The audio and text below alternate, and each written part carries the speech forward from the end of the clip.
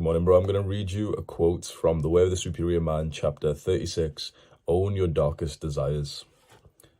Allow your entire masculine desire to manifest, dark and light. Do and be everything you ever wanted with her, in love, spontaneously, with deep feeling into her. From time to time, take special care to allow space for her energies and desires to take you to places you would never have gone on your own. Own your darkest desires. This reminds me of something that I only very briefly understand, which is a philosopher, Carl Jung's idea of the shadow self. My current understanding of this is that we have this shadow self, this almost real dark self within us, these dark desires that we've pushed out because, society's told us it's unacceptable. We've been told that that's like, there's parts of us that you'll never speak about. You have desires and thoughts that you'll never talk about. And the more that we repress those things, because we're told to repress them in the modern day, actually the worse that we get, the more we start to choke ourselves.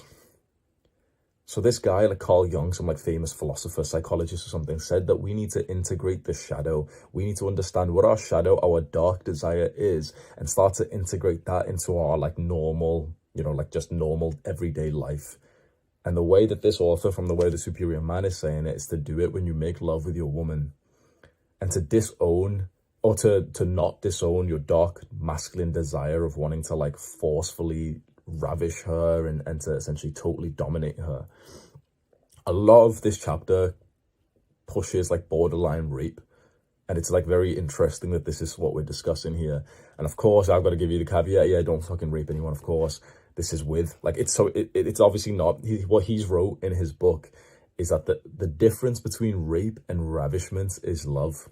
And the idea is that the man who's able to own his darkest desires and unchoke himself, unrestrict himself, integrate his shadow, is able to lovingly ravish his woman.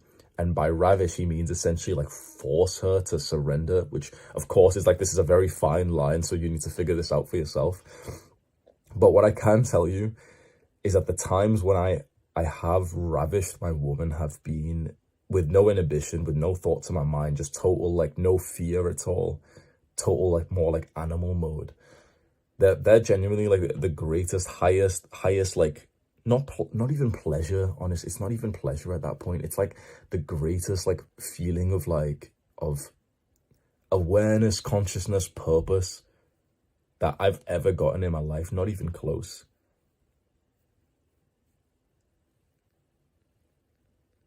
So of course this is something that, there's a very fine line to this turning into some criminal case or something. So of course don't be an idiot. But it's just something to think about. I've been journaling this morning, and then on the next page I've actually wrote this is a big area of improvement for me because I barely even understand it myself. But one thing I can say is that I often do get trapped in my own head. And I was realizing this, literally I was researching the shadow self yesterday, even before knowing that this morning I was going to end up clicking on this chapter of The Way of the Superior Man. And I think a part of the shadow that I've not integrated, it's kind of your authentic self.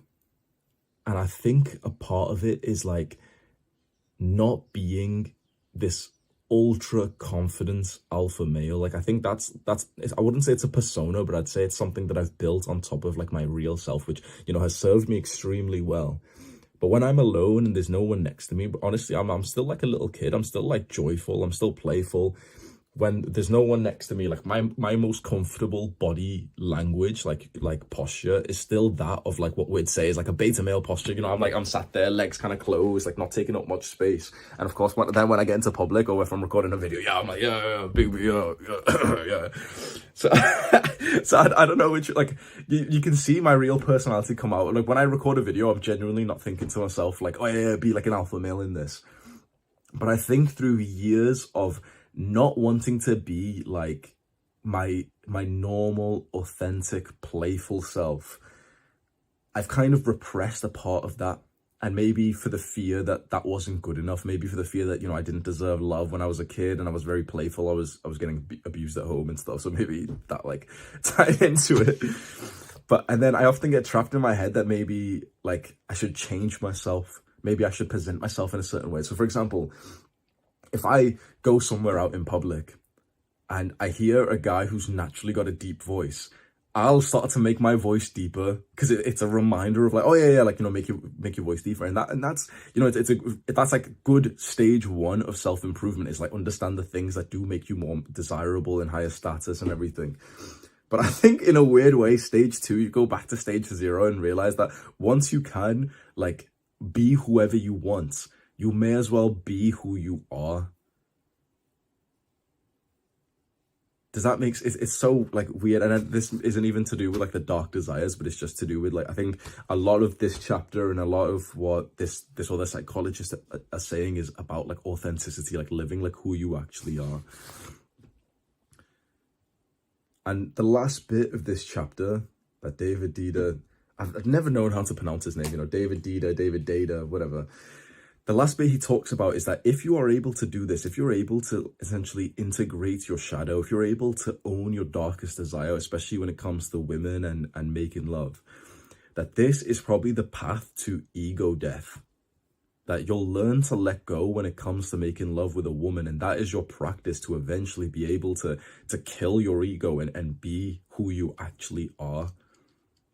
You'll lose the image that you've built of yourself and you'll ease into the true you, which can be like, you know, there's fear around that. My fear is, if this happens, like, will I still be the alpha male that people respect online? And in a weird way, it's like, you know, for a fact, you could probably get more respect. Maybe not from like, you know, people who don't understand this level of like spirituality or consciousness or whatever.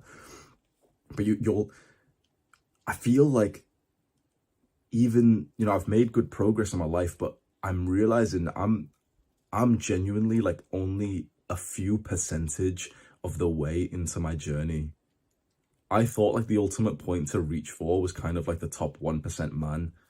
And I sound, I don't know, people say it's like egotistic, but I kind of reached it in terms of like wealth and everything, in terms of like how I'm able to attract girls and everything.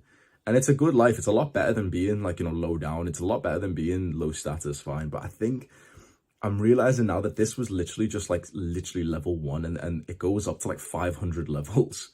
That more and more, the next levels of self-improvement, at least for me, seem to be like this weird, vague spirituality kind of stuff that I've never really understood before, but slowly it's coming into my brain.